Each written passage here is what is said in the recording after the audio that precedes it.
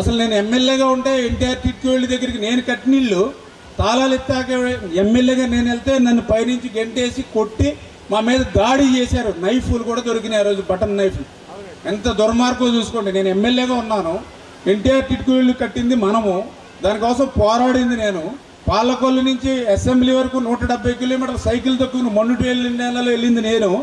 అటువంటి తాళం చేలు ఇచ్చేటువంటి ప్రోగ్రామ్కి కలెక్టర్ పిలిచారని ఇటువంటి డాస్ కాడికి వెళ్తే ఇష్టానుసారంగా మా మీద దాడి చేసి నైఫ్లు కూడా పట్టుకుని వచ్చి, బ్లేడ్లు పట్టుకుని వచ్చి మా మీద దాడి చేశారు.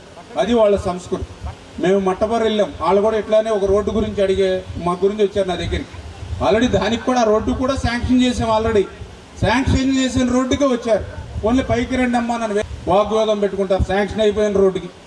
5 సంవత్సరాలు వీళ్ళు గుడ్డుగాడికి కొలుదో వేరేడో తెలియదు కానీ 5 సంవత్సరాల రోడ్డు పట్టలేదు వీళ్ళకి.